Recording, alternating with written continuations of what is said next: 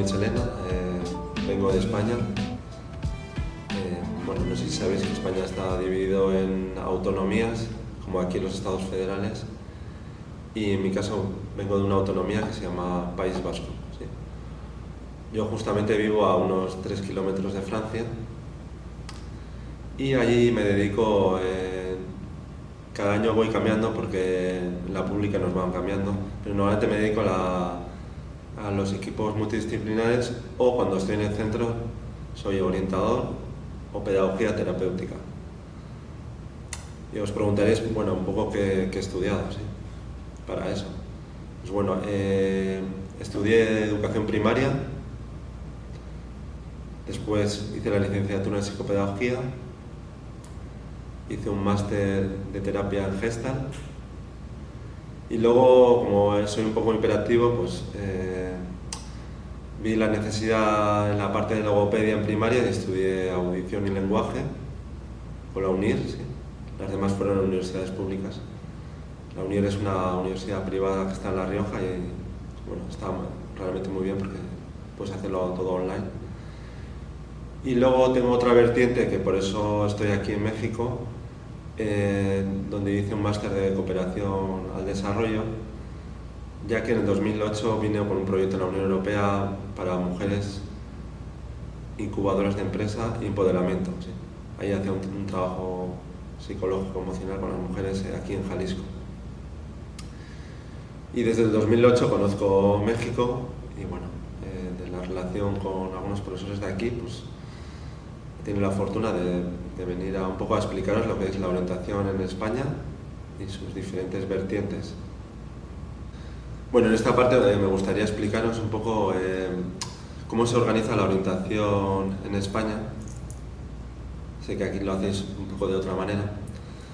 En el caso de la orientación en España, el orientador es una figura clave y además a partir de este año incluso una figura que va a sustituir a los equipos multidisciplinares que pasaban las pruebas más difíciles a los niños con dificultades de aprendizaje, o podían ser con alguna discapacidad intelectual, o incluso en el otro extremo a los niños de altas capacidades. Ahora el orientador en España es el que pasará todo este tipo de pruebas. Además, el orientador lleva un equipo dentro del centro de primaria y de secundaria. Y una diferencia con México es que el orientador de primaria e infantil se llama consejero, ¿sí? En mi zona le llaman aoculari porque tenemos otro idioma que es el euskera. Pero este consejero es clave porque a partir de los 3 años, a través de unos indicadores gubernamentales, podemos detectar si hay una dificultad en el alumno pequeño, tanto en la parte motriz, tanto en la parte emocional, como la cognitiva. ¿Sí? O sea, ya a partir de los 3 años ya el niño está valorado en el centro. Y el que lo hace junto a los tutores es el consejero, que es un orientador de primaria infantil. Eso sería la primera criba que se hace en la atención de los alumnos. Después, ese orientador es el que organiza a todos los alumnos que tiene de dificultades de aprendizaje o de educación especial dentro del centro de primaria, porque normalmente empiezan las ayudas a partir de los 5 años. Entonces, este orientador antes era junto al equipo multidisciplinar, pero ahora lo va a decidir él. Decide si ese niño, por ejemplo, que tenga autismo, tenga un acompañante durante ciertas horas. Este acompañante en España le llamaremos un educador, ¿sí? Es un educador social que sobre todo se encarga de alumnos con autismo, discapacidad física y en algún caso de problema conductual. Estamos hablando siempre desde los 5 hasta los 12, que sería un poco la primaria allí. Entonces el orientador es el que decide cómo va a ser ese tipo de ayuda del educador y cuántas horas va a estar en el aula. Además de eso, habrá otra figura junto al equipo del orientador, que es el pedagogía terapéutica. ¿Sí? Es un profesor de educación especial, imagino que aquí en la carrera de educación especial sería esa figura, pedagogía terapéutica. Entra en el aula, pero ya sí que hace una docencia, no es como el educador social. Hace una docencia y hace un plan individual para el alumno para que pueda ir desarrollando de una mejor manera sus capacidades cognitivas e intelectuales. Además, este profesor de pedagogía terapéutica lo que hará será unas valoraciones trimestrales junto al orientador y se intentará en muchas ocasiones contener o que no vaya subiendo retraso escolar.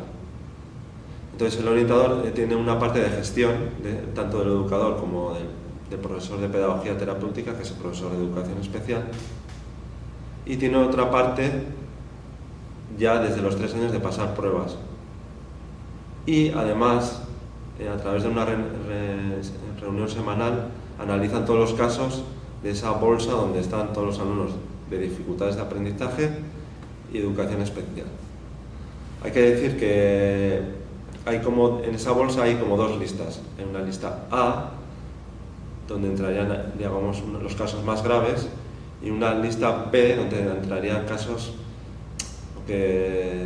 considerados como más leves, porque son como dislexias, dislalias. Entonces, bueno, necesitan menos horas de trabajo en el centro con ellos. Y se me olvidó otra figura que también gestiona el orientador, que es el profesor de audición y lenguaje. Yo todavía no he trabajado en ello, pero sí que estoy formado en eso. Entonces, el profesor de audición y lenguaje empieza a trabajar con los niños que se han valorado y han tenido una evaluación diagnóstica a partir de los 5 años hasta tercero de primaria, ¿sí? Normalmente la audición y lenguaje, el profesor de audición y lenguaje sí lo saca fuera de la clase y trabaja un poco toda la mejora del lenguaje. A partir de tercero de primaria ya ese recurso se termina y ya tendría que ir a una parte más de consultorio privado. Entonces el orientador, en este caso consejero en primaria, tiene un trabajo enorme. Por otro lado, en la educación secundaria, ¿sí?, el orientador, hay una parte que digamos que coge los primeros 2 años de la secundaria. Sí que el orientador todavía tiene una relación bastante parecida a lo que sería el consejero, como hemos dicho, en primaria. Entonces, los primeros 2 años en secundaria todavía puede pasar algunas pruebas. Algún caso hemos tenido de valorar con el WISC, pero sobre todo es en temas de altas capacidades o TDAH o hiperactividad.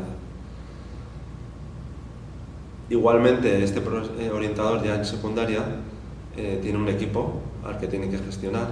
No lo dirige la dirección, lo dirige el propio orientador, y es igual que el anterior hasta los primeros 2 cursos de secundaria. Tenemos el educador social, que sigue estando con los casos de mayor dificultad disruptiva, o normalmente es autismo. Luego está el profesor de pedagogía terapéutica, que sería el equivalente a los que salen de aquí de educación especial en nuestra universidad. Pero esos profesores de pedagogía terapéutica terminan su ciclo en los 2 primeros cursos de secundaria, porque se supone que ya los que llegan al tercer curso de secundaria son alumnos que en su tránsito a la vida adulta van a ejercer o a un grado superior o ya a universidad. Entonces se supone que no es necesario la figura del profesor de pedagogía terapéutica. Y pensaréis, ¿qué pasa con esos alumnos que siguen teniendo dificultades? Pues en el tercer y cuarto curso de secundaria se crean como aulas de diversificación curricular, ¿sí? Son aulas donde se trabaja por proyectos, pero hay un profesor normal, ¿sí? La, digamos, característica especial es que estos grupos de diversificación curricular, que el orientador un año antes ha decidido quién va a ir a esos grupos, son gestionados por dos tutores, ¿sí? Van a tener un tutor de letras, ¿sí?, para inglés, lengua, historia, ¿sí?, y por otro lado otro tutor de ciencias. Entonces pensaréis, bueno, pues entonces van a dar casi igual que un alumno de tercer curso. No, el caso es que se bajará el nivel curricular y se adaptará un poco a lo que es las necesidades del grupo. Además, con ellos es importante hacer un tránsito a la vida adulta porque tienen como estos alumnos que ya nos encontramos en tercero y cuarto curso de secundaria, son alumnos que tienen mucha incertidumbre de lo que les pasará en el futuro. Entonces, ahí la labor del orientador, que ya no es tanto ver qué tipo de dificultades tienen, sino va a ser más orientarles al tránsito a la vida adulta, ¿sí? Porque para ellos no va a ser tan fácil o por lo menos tan largo el paso educativo, porque seguramente tendrán que ir a unos grados medios o superiores donde se cualifican en trabajos profesionales.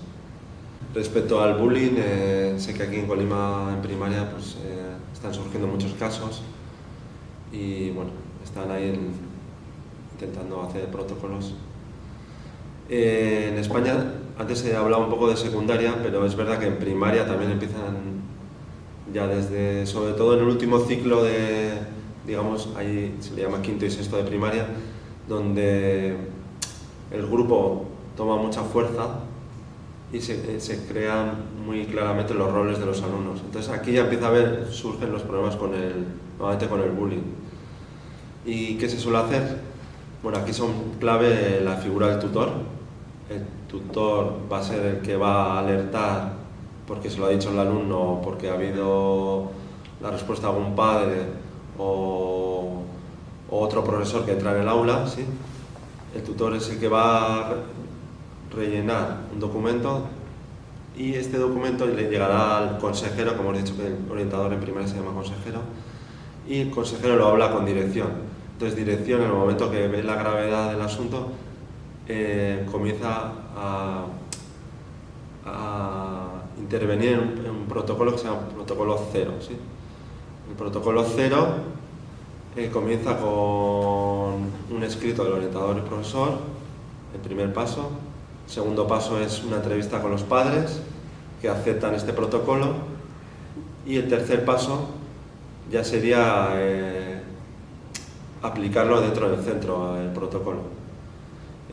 ¿Cómo se aplica en el centro? Bueno, por un lado hay que tener cuidado con los sitios de alerta. Normalmente el bullying, sobre todo en España, se da en la zona del patio, ¿sí? Patio o los intervalos de cambio de clase en clase, ¿sí? Entonces, en esos intervalos de clase en clase y patios va a haber un seguimiento de los responsables, son casi como un poco policías que siguen y observan qué ocurre durante una semana a ese alumno, ¿sí? Y en el caso del patio, como es un medio más abierto, ¿sí? Los encargados se reproducen y también hacen diferentes observaciones. Y luego hay un tercer lugar que suele ser un poco problemático, que son el tema de los baños, ¿sí? Como los baños son un espacio privado, ¿sí? Evidentemente el profesor no puede entrar dentro, excepto que haya un problema grave, pero sí que está muy cerca para observar qué ocurre con este alumno que puede tener bullying. Después de hacer esa observación, antes de entre 7 y 10 días, se reúne otra vez el equipo directivo con el orientador, se rellena ese documento cero, ¿sí? Con todas las observaciones. Si se ve que no hay la gravedad que se suponía, se informa a la familia, y si en el caso que hubiera mayor gravedad, habría que trabajarlo, el consejero creará como una especie de clases en tutorías, ¿sí? Para poder ver cuál es el problema en ese aula, ¿no? Y con ese niño, y pasará también unos sociogramas donde se verá cuál es el nivel de aceptación, ¿no? de ese niño. Bueno, otro de los temas que preocupa al orientador en España es el tema del suicidio, ¿sí? Incluso en un instituto que estuve el año anterior a que llegara yo, tuvieron una adolescente que se tiró desde un cuarto piso y si ya de por sí se hacían protocolos, se puso más énfasis en este instituto. ¿Y cómo se trabaja todo el tema del suicidio? Primeramente se trabaja con el grupo. Semanalmente hay unas tutorías y en estas tutorías tanto el tutor como los alumnos trabajan lo que es el suicidio y todo lo correspondiente al duelo. Entonces, digamos que se empodera a estos alumnos en caso de que luego haya alertas que ellos nos puedan detectar y le puedan avisar al tutor de sus propios compañeros. ¿Y cómo conseguir ver esas alertas?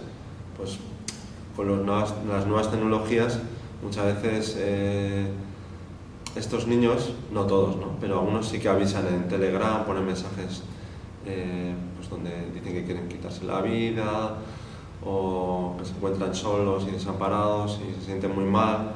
Entonces el propio alumno, porque evidentemente por eso no tiene la capacidad de entrar en Instagram o otro tipo de medios o WhatsApp, ¿sí? El propio alumno avisa al tutor y el tutor crea ya un protocolo de alerta de suicidio y luego llega al orientador, y el orientador aquí sí que tiene que hacer un trabajo individual con el propio alumno que ha dicho que quiere intentar suicidarse. Es un trabajo muy psicológico en donde se habla con él, se intenta ver la raíz de su problema, se habla con la madre y los padres en este caso. Y entonces, después de conseguir toda esta información, se habla en dirección y luego de ahí pues, se avisa a los servicios sociales. Aquí entra otro agente, que son los servicios sociales, que en el caso de donde vivo yo, cada colonia tiene su servicio social, ¿sí? Entonces, el orientador tiene que avisar al psicólogo del servicio social de que ocurre esto, que ha habido una alerta de suicidio y que externamente trabaje tanto con el padre, con los padres y con el niño. Entonces, a partir de ahí ya surgen unas coordinaciones entre los servicios sociales y el orientador.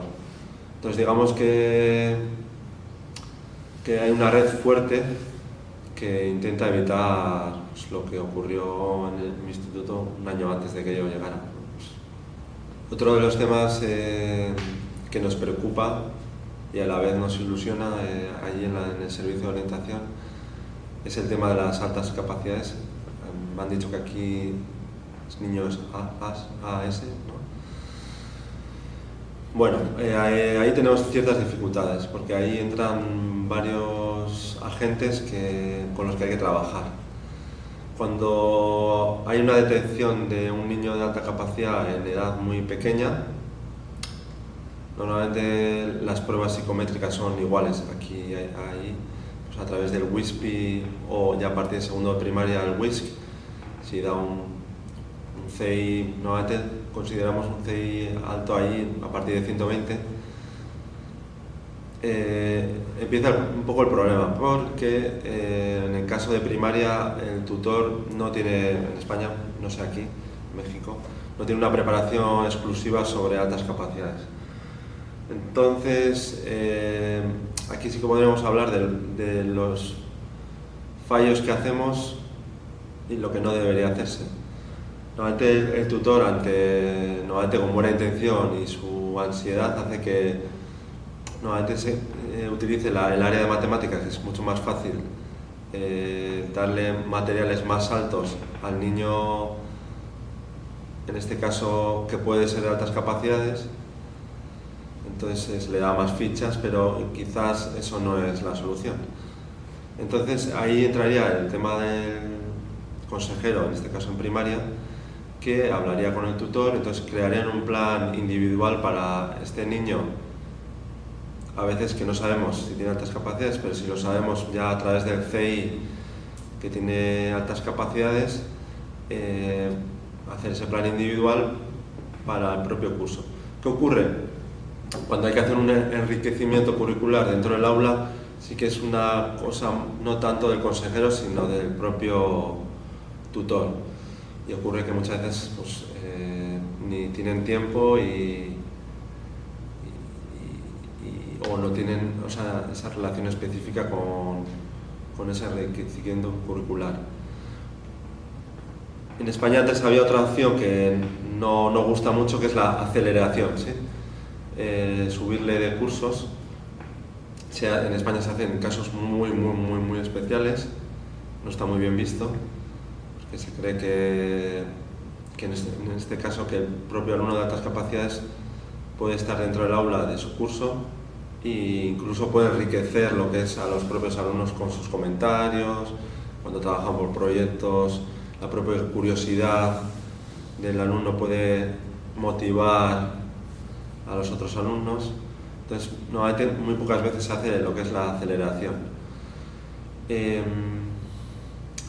Ya cuando van subiendo cursos en primaria, llegan a la secundaria y ahí sí que hay que hacer otro tipo de pruebas para el tema del talento, porque ahí sí que igual se podría acelerar, ¿sí?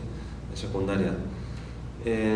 Normalmente se suele pasar un manual que le llamamos el manual de Luis Pérez, ¿sí? Entonces el profesor, en este caso en secundaria, ha detectado a un alumno que puede ser de altas capacidades, rellena unos indicadores y se los entrega al orientador. Entonces el orientador ve los indicadores, lo comenta con el tutor, le ofrece otro tipo de documento, en este caso se llaman los indicadores de Renzulli, ¿sí? Renzulli es un autor muy reconocido en altas capacidades que tiene la teoría de los 3 anillos. Entonces ahí puede ocurrir que sea un alumno con talento específico o un alumno con altas capacidades generales, ¿sí? Entonces esos indicadores que se llenan de Renzulli nos dan esa diferencia, si es más talento que altas capacidades. Y después de eso y de que se ha pasado la prueba psicométrica, en este caso es como el anterior, el WISC, pues aquí sí que se puede hacer una aceleración más clara de cursos. ¿Qué ocurre también con los alumnos de altas capacidades ya en secundaria, más bien en secundaria? Que hay mitos y leyendas, ¿sí? Eso daría para hablar mucho tiempo, ¿sí? Hay leyendas que son alumnos especiales, solitarios, muy rígidos, pero en realidad no es así, es un colectivo muy heterogéneo. Entonces, ya solo cambiar la visión de ver que es un grupo heterogéneo que no hay que clasificar, nos ayuda a poder ayudarlos de una mejor manera. Eso es por un lado. Y por otro lado, puede ocurrir, y hay casos especiales, donde haya una alta capacidad y imaginaos un TDAH. Esos alumnos les llamamos doble excepcionalidad, ¿sí? Entonces esos sí que requieren un trabajo muy intenso del propio tutor en el aula, orientador, y normalmente va a tener que hacer un trabajo externo, normalmente va a ser un gabinete psicológico donde se trate de una manera disasociaria tanto el TDAH como la alta capacidad. Esos son igual los alumnos más complicados. ¿Qué ocurre si no se diagnostica ni se pone un perfil de altas capacidades? Que pues son alumnos que sigan cursos adelante con mucha facilidad, pero puede ocurrir que se aburren, pueden entrar en secundaria en aspectos ya disruptivos. Entonces, bueno, hay que tener cuidado en el aspecto de las altas capacidades, que todavía queda mucho por trabajar también en España. Y ahora en España se está intentando crear asociación nacional para trabajar altas capacidades. Hay pequeñas asociaciones, pero gracias al trabajo que hacen los propios padres de niños con altas capacidades, se está intentando hacer una mayor asociación a nivel nacional. Sé que en México hay asociaciones de padres también que trabajan con altas capacidades. Bueno, en conclusión, habéis visto que la labor del orientador en secundaria, el consejero en primaria, es complicada pero a la vez muy motivante. O sea, yo, por ejemplo, lo disfruto mucho. Es un trabajo donde entras a las, digamos, 7:30 de la mañana y sales a las 5 porque también disfrutas con ello. Sí que es verdad que se está valorando que los propios orientadores y consejeros tengan un apoyo de contención emocional, porque es un trabajo que requiere una intensidad emocional enorme. ¿Sí? Yo hay días que termino agotadísimo, porque es un cúmulo de mucha comunicación entre los tutores, alumnos, dirección, porque claro, tanto el consejero como el orientador son parte también de dirección. Entonces, todo va muy rápido. Entonces sí que se está valorando que se trabaje esa contención. Pero sí os animo, que es una labor muy bonita, muy emocionante, y sobre todo cuando llegas con los adolescentes es una conexión muy grande de lo que ellos quieren, lo que tú quieres, y es como ver tu propio tránsito de la vida adulta en el reflejo de ellos. ¿Sí? Y es verdad que los vínculos son más fuertes. En primaria es diferente, no es tanto la comunicación, sino una interacción y un apego desde la confianza. Entonces sí que os animo. Y por otro lado, pues bueno, ha sido un placer venir aquí a la universidad, y bueno, espero en el futuro ya muy cercano pues veros y poder hacer algún taller con vosotros, porque el tema da para mucho. Seguro que tendríais muchas preguntas y seguro que yo también aprendería mucho de vosotros, porque uno de los objetivos también incluso de esta entrevista es aprender de vosotros. Y bueno, ha sido un placer venir aquí y pues muchas gracias.